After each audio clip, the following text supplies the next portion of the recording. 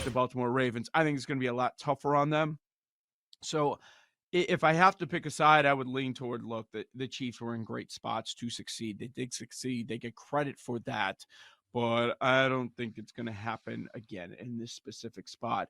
And just there are a couple of mismatches that really stand out, and you have to keep going back to the Ravens' rushing attack against the Chiefs' rushing defense. And there's been some studies on this, and the weakness of the Chiefs defense is stopping the run. And then the biggest strength, I would say, of the Ravens rushing attack is Lamar Jackson. 100 yards, 2 rushing touchdowns last week. I think that continues, Aaron. I think we're going to see more of it. And I know I pointed out this week a lot that, hey, he only has a rushing touchdown in 4 different games. They don't care at this point. And if you look at the history of running quarterbacks, when you get to the playoffs, they run more. It happens all the time. It happened last week with Lamar. I think it's going to happen this week with Kansas City. And the Chiefs are bad against mobile quarterbacks. So I think everything is pointing to the Ravens. That's why sharp money's been coming in on them. That's why it's almost 4 across the board at this point. And that's why people are betting on Lamar to score an anytime touchdown on the ground and for his rushing props. Those are going to continue to climb until we get to Sunday. It's really disgusting. An but under? It makes so much sense. Yep. I like it. Mecole Hardman. BetMGM numbers actually on the higher end from what I've seen, 12.5 receiving yards.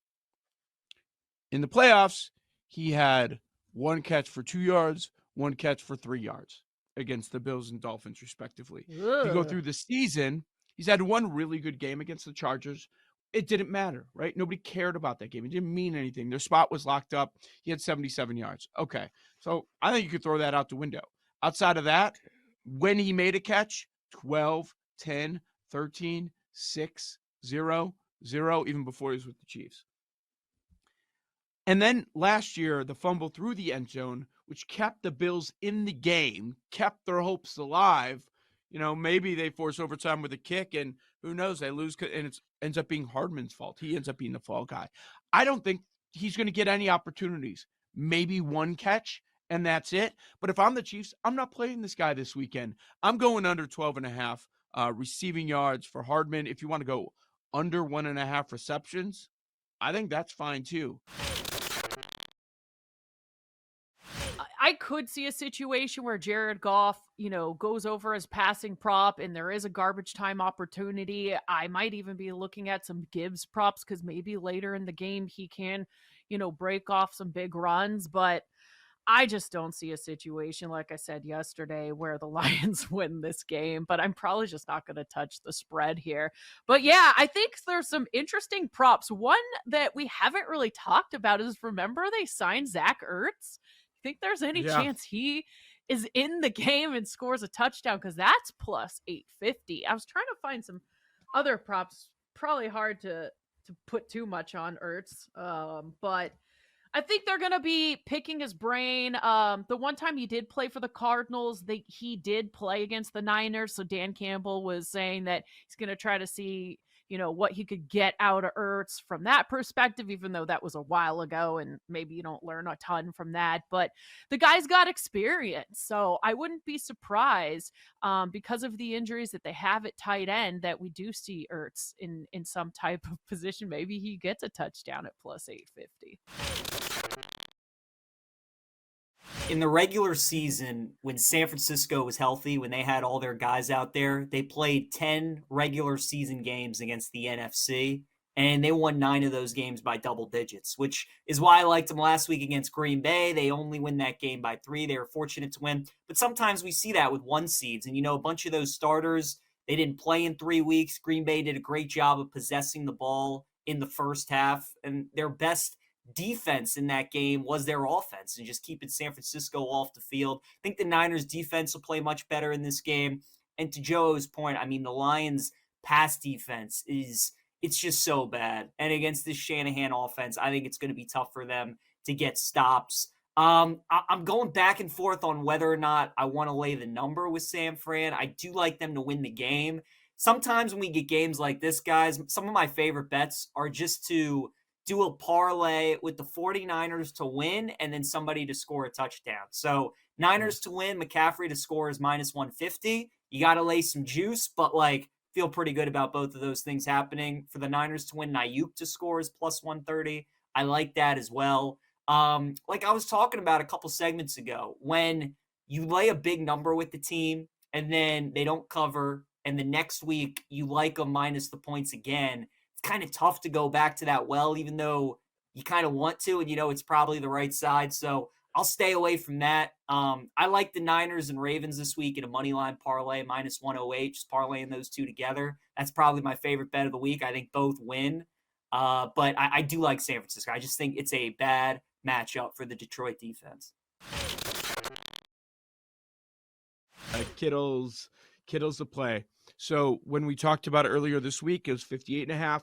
Now it's 61.5. The longest reception's going up by a yard. I like that one as well. 23.5. Kittle in his last 6 games, his longest reception has gone at least 32 yards in 5 of those 6 games. So one broken play against this horrendous defense. I see longest reception. I like the total yards. Probably going to stay away from the receptions. That's at 4.5. He's usually somewhere around that number. And you know, PJ, you brought this one up yesterday. It's interesting because with the Debo news hanging in the balance, this is lined. The Ayuk props are lined like Debo's out or Debo will be there and they're not going to throw to him. 80.5. He's never that high.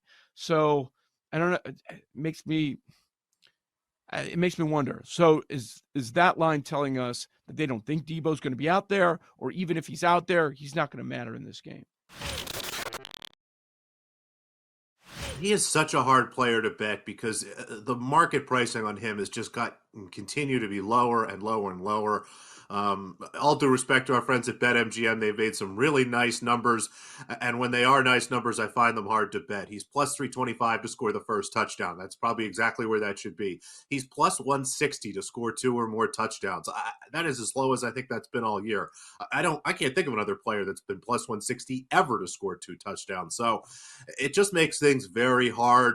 What I would say is, and I'm trying to pull up his receiving props here right now, 36.5 yards receiving. I think that this Lions team has done a good job of piling up in the middle, trying to keep teams from running the ball. And again, it's Christian McCaffrey. He might get 100 yards anyway, but I think that we'll see him used in a lot more of a passing role, and especially if Deebo Samuel is out. McCaffrey tends to pick up some of that work, some of those little quick throws that they get to Deebo. You'll see those going to McCaffrey. So I think the best number you've got on McCaffrey right now, the only real bettable prop I can find, over 36.5 receiving yards. Another one I liked at 16-1 was any non-quarterback to throw a touchdown pass on Sunday. I could see the Chiefs. I could see the Chiefs in the red zone.